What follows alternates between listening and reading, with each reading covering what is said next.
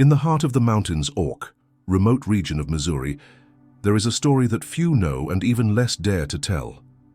Between deep valleys and dense forests that block the sun, families lived isolated by generations, creating a world of their own, with your own rules. In 1978, the rural doctor, Dr. Robert Liston, documented for the first time the case of sisters Whitaker, Eleanor, Margaret, and Ruth, born between 1932 and 1937, were daughters of cousins of first degree, that in turn descended from a family line with centuries of marriages between relatives. When I first visited that property, I noticed something peculiar, wrote Dr. Liston in his medical diary, now preserved at the University of Missouri. The curtains remained closed even during the day. I was received by the older brother, Thomas, the only one apparently without visible deformities. What the doctor found inside that isolated house would disturb him for the rest of his career. The three sisters had severe facial deformities, jaws misaligned, asymmetrical eyes, cranial malformations, and extreme dental problems.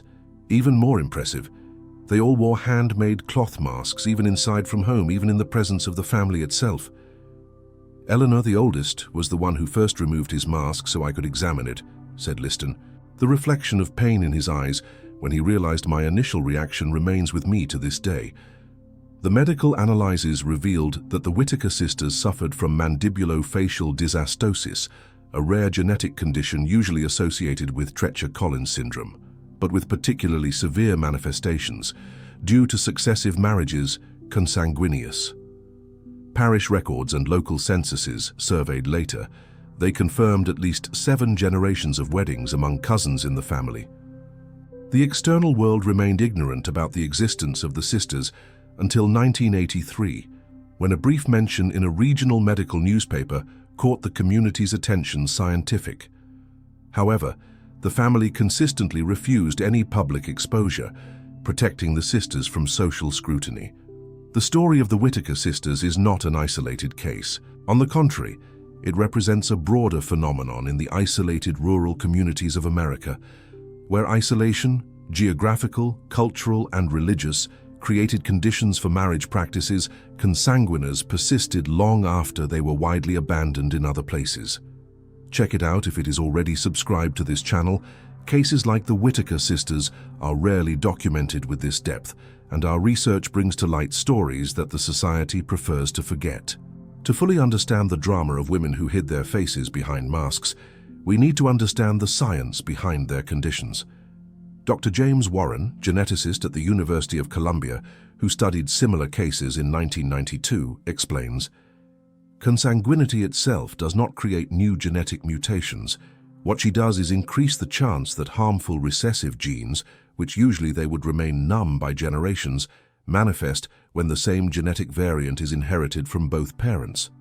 In the specific case of the Whitaker sisters, later genetic analyses revealed an extraordinary concentration of deleterious recessive alleles, a genetic storm perfect that resulted in the severe deformities that afflicted them.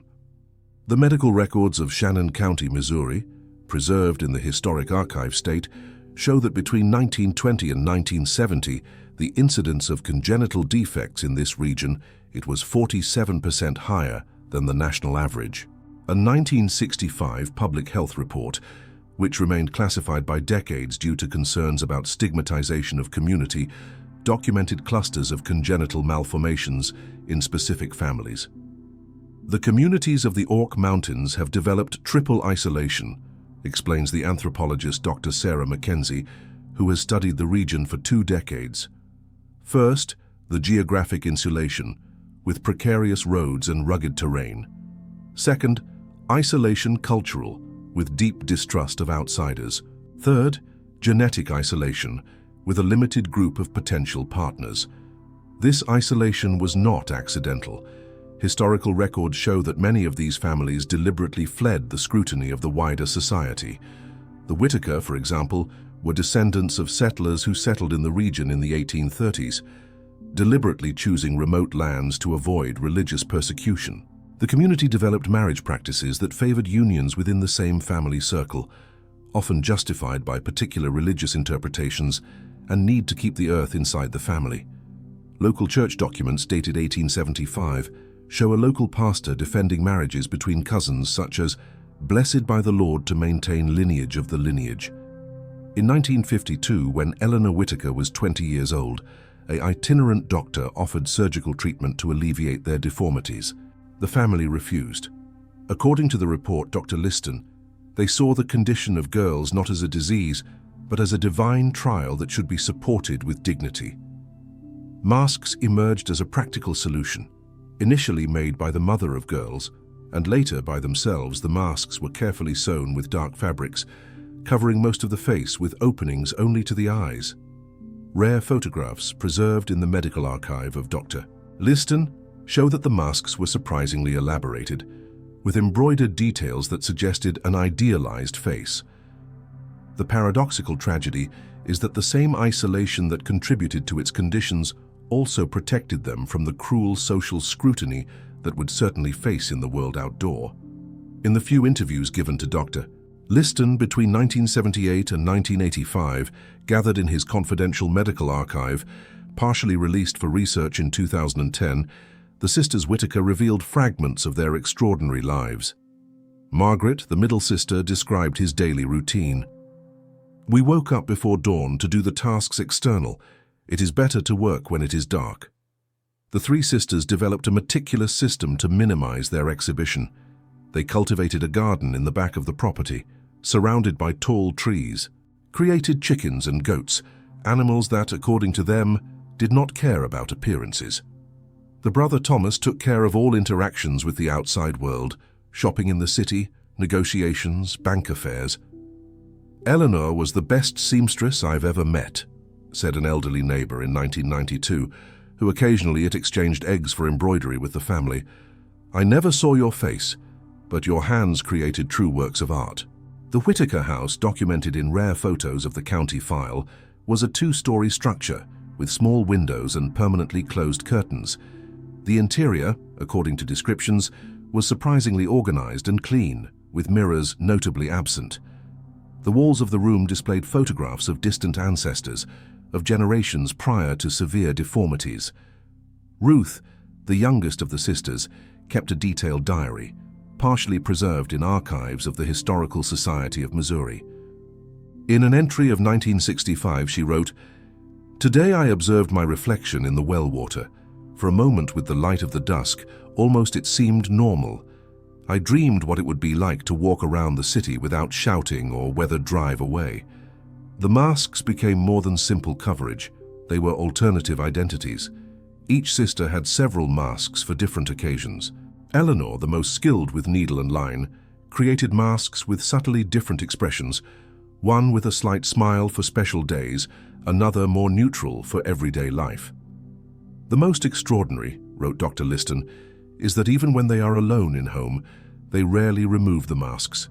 Margaret explained to me that they got used to so much to use them that they feel naked without them." The few visitors who entered the house, especially Dr. Liston and occasionally the local pastor, reported that the sisters seemed to have developed a body language elaborated to compensate for limited facial expression. Hand gestures, inclinations of head, and variations in posture communicated emotions that their covered faces could express. Medical records show that, in addition to facial deformities, the sisters suffered from secondary health problems. Eleanor had severe scoliosis, Margaret presented progressive hearing loss, and Ruth suffered from chronic breathing problems. All characteristics consistent with syndromes associated with prolonged consanguinity. If you also feel the weight of this story, comment now. Behind each mask there is a soul that longs for dignity. The lives of these women remind us how acceptance and compassion are gifts that many have never known. The story of the Whitaker sisters, though extraordinary, is not unique. Research conducted by the Institute of Human Genetics at Johns Hopkins University between 1985 and 1997 identified at least 27 family centers in the Americas with similar standards of genetic isolation and high rates of consanguineous marriages, resulting in clusters severe genetic conditions. In 1976, medical anthropologist Dr. Eduardo Vélez documented the case of mulheres veiled women in an isolated community in the mountains of Chihuahua, Mexico. 5 women from the same extensive family had facial deformities similar to those of the Whitaker sisters and adopted similar practices of concealment. Dr. Vélez noted, "The masks have become part of their cultural identity, transforming a need in tradition." In the Appalachians, region that extends several states of the East American, the study of health of isolated communities, conducted between 1970 and 1982, identified multiple cases of congenital malformations in communities with high endogamy rates. The study, controversial at the time for its ethical and social implications, it remained partially confidential until 2005. The Melungeon community, an isolated triracial population of the Appalachians, presented cases documented in Hancock County, Tennessee. The rural Dr. William Kennedy registered in 1963. "I found 4 adult women using permanent veils, all same family lineage. Local residents respect their privacy, but foreign often react with cruelty." In Nova Scotia, Canada, the small community of Fisher's Harbour housed the case of MacDonald sisters, descendants of Scottish settlers who arrived in 1820 and remained extremely isolated. The 3 sisters, born in the 1940s, had severe facial deformities due to multiple generations of marriages between cousins. Parish records confirm 7 weddings among first cousins degree in just 3 generations. The isolation of these communities was not only geographical, but also informational. A review of medical records from the Appalachians region, carried out by Dr. Harold Mitchell in 1988, revealed that basic information on genetic risks associated with consanguine marriages rarely reached these isolated communities. When arrived, often they were disregarded as external interference in established traditions. In an interview with the medical newspaper Frontiers in Genetics in 1990, an identified woman just as MS, of an isolated community of Kentucky, which also used masks to hide severe facial deformities, said, "No one told us that marrying cousins could cause problems. It was what everyone did. My parents were cousins, my grandparents were cousins. When my face started to develop differently, everyone thought it was just bad luck." A consistent pattern emerged from these various cases. Geographical isolation created the conditions for genetic isolation, often reinforced by religious beliefs or cultural that favored marriages within the same community or family. The subsequent social stigmatization deepened this isolation, creating a cycle that persisted for generations. Dr. Paul Bergman, a geneticist who studied multiple cases, observed in 1990, "More disturbing aspect is not the genetic conditions itself, but as the answer to these conditions often worsened the suffering of affected families." Public health records reveal that, in many of these cases, medical interventions basic that could have softened some complications have been refused or never offered. Isolation, initially a cause of conditions, also became an obstacle to treatment. The investigative journalist Michael Harkins, who tried to document some of these cases in 1988, wrote, "I found closed doors, non-answered calls, and occasionally veiled threats. These communities have learned through painful experiences, which exposure rarely brings benefits and often results in humiliation." Anthropologist Dr. Caroline Fisher, who has studied communities isolated for 3 decades, note, "The use of masks, veils, or other methods of concealment became more than a practical response to physical deformities. In many cases, it has evolved into a distinct cultural expression, almost an act of resistance against a world that rejected them." Time did not stop in the Ozark Mountains. In 1987, Eleanor Whitaker passed away at 55 due to respiratory complications, a secondary condition related to its craniofacial malformations. Margaret followed in 1995 at the age of 61. Ruth, the youngest, he lived until 2002, dying at the age of 65. The family home abandoned after the death of Ruth and brother Thomas, 1998. He remained for years as a monument silent to lives lived in the shadows. In 2008, a fire destroyed the structure, taking with it the last physical traces of that extraordinary family. However, the legacy of the Whitaker sisters and similar women in the Americas persists unexpected forms. In 1992, the Craniofacial Anomalies Foundation was established, partially inspired by the cases documented by Dr. Liston. The foundation offers surgical treatment and psychological support for children and adults with facial malformations severe. Dr. Rachel Cohen, plastic surgeon specializing in facial reconstruction, commented in 2010, "Cases like the Whitaker sisters show us the human cost of failures in our health systems and social support. Today, many of these conditions can be treated with relatively simple surgical interventions if identified early. Advances in genetic counseling and prenatal diagnostic techniques mean that many of the conditions that afflict these women can now be foreseen, prevented, or treated. However, social stigma associated with facial deformities persists, although in more subtle ways. The discovery in 1999 of some of the original masks of the Whitaker sisters, preserved for a neighbor after Ruth's death, he offered surprising insights. The masks, now starts from the permanent collection of the University of Missouri, reveal an extraordinary handicraft. Made with multiple layers of fabric carefully sewn, each mask has a subtly facial characteristics defined, contours of cheeks, suggestion of lips, even eyebrows embroidered. These are not simple utilitarian coverage, noted the museum curator, Dr. Elizabeth Chen. These are attempts to recreate the facial normality that genetics has denied them. There is a moving dignity in this effort. In a rare interview given to Dr. Liston in 1980, Ruth Whitaker explained the meaning of masks for her and her sisters. "People think we use them to hide us, and this is partially true, but we also use them to reveal ourselves way we choose. When I make a mask, I decide who I will be that day. It is a power that my real face never gave me." Ruth's diary, which covers almost 4 decades of her life, offers glimpses moving of a reflective and deeply sensitive woman. In a 1972 entrance, she wrote, "Some people think we live tragic lives, stuck in this house with these faces, but we know joy too.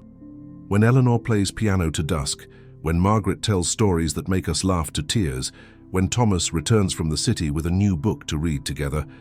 At these times, I forget completely from masks. In isolated rural communities, practices of consanguineous marriages have decreased dramatically in recent decades due to greater mobility, access to education, and awareness of genetic risks. However, in some remote regions of the Americas, genetic isolation persists as a public health challenge. The study Marriage Standards in Isolated Communities, published in 2018 by National Institute of Health, documented 87% reduction in marriages between cousins of first degree in U.S. rural areas since 1950. However, the same study identified pockets where endogamic practices persist, especially in communities with strong religious or cultural isolation. The stories of the women who lived behind masks remind us of the lasting power of social stigma and extraordinary human resistance in the face of adversity. As wrote Ruth Whitaker in her diary, in a 1997 dated entrance, "Behind this mask, I have lived a complete life. Limited in some respects, yes, but rich in others. I have known love, beauty, and purpose. What else can anyone ask?" If you watched so far, it is because you liked this story. Leave a comment saying, "I watched here," so that I can meet you and know who really accompanies the channel. Don't forget to subscribe to know more stories like this. Stories that reveal forgotten aspects of our humanity shared. Leave your like to support this work of historical documentation and share with someone who values to understand human experiences throughout its complexity.